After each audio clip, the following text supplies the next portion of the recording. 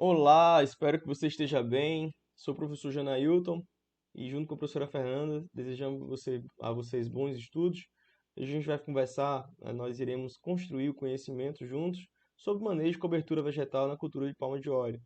O vídeo vai ser curto, não vai ser muito extenso, porque o objetivo aqui, né, é tentar simplificar o material que a gente deixou disponível no SIGA e, consequentemente, estimulá-los aí a abrir a mente para novos conhecimentos dentro da cultura de palma de óleo, pois a disciplina ministrada é cultivo de palma de óleo. Então, quando a gente fala, né, a questão de cobertura vegetal, qual o objetivo principal, né, de se ter uma cobertura vegetal? É evitar, né, que a gente deixe o solo exposto, vulnerável à erosão, perda de nutrientes e principalmente redução de matéria orgânica, né, com a monocultura ali tendo só apenas sempre o solo exposto. Devido também a nessa região nossa aqui do Pará, principalmente a região Nordeste, tem muito solo quartzarênico que vai daí, né, caracterizar uma baixa capacidade de CTC, né, desse solo dessas regiões. Então, a gente tendo a cobertura vegetal manejada de forma corretamente, protegendo esse solo contra erosão, melhorando a capacitação, né, de fertilidade, consequentemente a adição de matéria orgânica, a possibilidade de criação de micro-organismos que né, vão facilitar o desenvolvimento, né, de micro-organismos, eles facilitam a questão da absorção, né, desses nutrientes, quanto também a diminuição de insumos, né, de adubos e aquisição de adubos durante esse ciclo. Isso influenciará diretamente no custo de produção final dessa área, né, de cultivo de palma de óleo. E, obviamente, né, plantas, né, que a gente vem manejar plantas que não venham competir com a cultura, principalmente a questão de luminosidade, então evitar espécies arbóreas ou arbustivas, visto que as mesmas podem ter um desenvolvimento mais acelerado e, consequentemente, vir aí a fazer sombreamento para a cultura de palma de óleo. Então, falando aí do manejo, nós temos aí dois manejos, né, comumente utilizado, né, mais facilmente visto e adotado e indicado por diferentes setores especializados, né, no cultivo de palma de óleo, que a gente tem a puerária, né, com coroamento no rebaixamento aí. Deixa eu só colocar aqui o ponteiro para a gente facilitar, né, nosso laserzinho. A puerária, né, com coroamento, né, rebaixamento, que a gente vai precisar aí, né, com coramento e rebaixamento manual, manter, né, uma área, né, com uma área com resposta significativa a essa, não vou dizer consórcio, né, essa, esse cultivo de palma de óleo com a presença da mesma. E também a gente tem a cobertura vegetal com gramíneas, né? Que também vai precisar de um rebaixo mecanizado ou um coroamento químico. Posteriormente eu vou falar o porquê do coroamento, o porquê do rebaixo, é, mas basicamente, né, a gente pode falar que a puerária com a cobertura vegetal ela é muito recomendada devido a sua capacidade de fixação de nitrogênio pela atmosfera, incorporar grande quantidade de biomassa e matéria orgânica, né, aumentando a biodiversidade desse solo, de micro-organismos. É, E com isso ela é recomendada tanto em publicações nacionais e internacionais. Porém, ela tem como desvantagem, né, a grande demanda de mão de obra para fazer o coroamento, devido ao hábito do crescimento ser muito acelerado e, obviamente, se ela desenvolver muito, ela pode vir aí a competir, a depender do estádio fisiológico da palma de óleo, competir não só por luz como nutriente. Apesar de fixar nitrogênio, ela pode, né, enfim, mas principalmente essa competição. Com isso, ah, então assim, a gente pode, de fato, né, em plantios jovens, a pecuária mal manejada, ela pode, de fato, né, ocasionar esse tipo de abafamento. e com isso a gente pode determinar, né, que a gramínea, por mais que ela não tenha essa fixação de nitrogênio, e ela pode utilizar também rebaixamento mecânico, mas ela possa ser mais facilmente, né, implantada caso tenha mais estudos quanto ao seu impacto econômico e tudo mais, do que a pecuária que precisa aqui muitas vezes de é, mão de obra, é, enfim, mão de obra que vai aumentar seus custos aí. Então a gente pode ter o coroamento manual e o coroamento químico. Então nesse ponto específico a gente vê que a gramínea ela pode causar, ela pode, né, proporcionar uma cobertura de palhada que facilita aí, né, muito, né, a conservação desse solo, diferentemente do coroamento manual, independentemente de ser gramínea ou não, você tem solo exposto facilmente aí um acarreamento de nutrientes. O rebaixo pode ser feito de forma manual, né, como também pode ser feito também com roçadeira acoplada, né, a TDP, do trator utilizando o rebaixo aí mecanizado. Então pode ser manual ou mecanizado.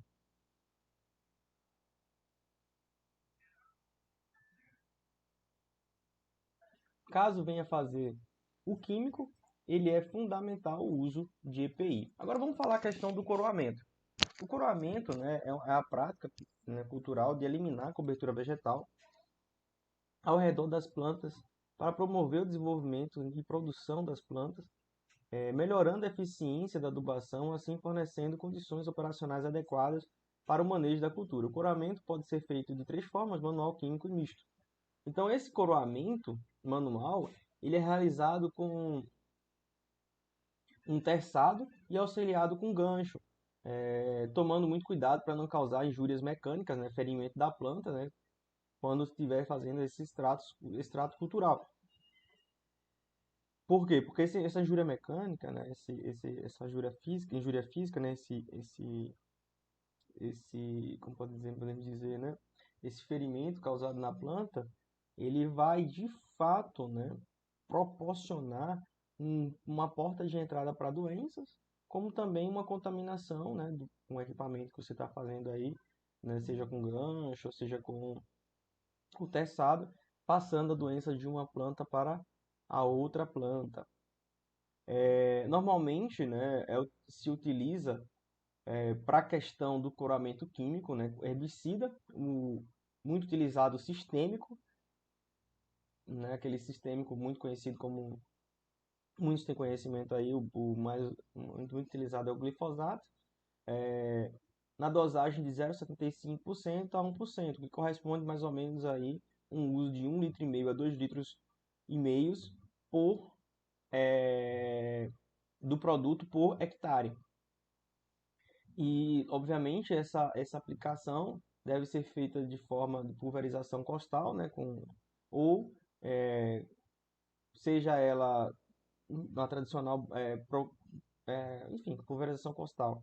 O coroamento mecanizado ele é feito com pulverização, com pulverizadores tratorizados, né, onde são equipados com bicos e barras ou hastes que sejam feitas de forma que a aplicação tenha uma largura, né, igual ao diâmetro recomendado da coroa e que não venha a ter contato aí com a planta. E, obviamente, só deixando bem claro, né, a gente pode utilizar o manual químico ou utilizar o manual e químico, e eu vou explicar a questão do manual e químico, mas de todas as formas, se for usar o químico, recomendar o químico, por favor, futuros engenheiros,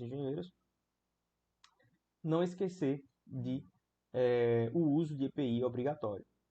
Então, quando a gente faz o coroamento misto, normalmente ele é feito no período improdutivo, tem as seguintes finalidades, que é diminuir, né, a competição hídrica e nutricional do dendezeiro e a cobertura vegetal, proporcionando desenvolvimento rápido, né, e homogêneo das plantas, diminuindo a incidência de pragas, principalmente ratos, facilitando a ronda fitossanitária e aumentando aí a eficiência operacional da adubação.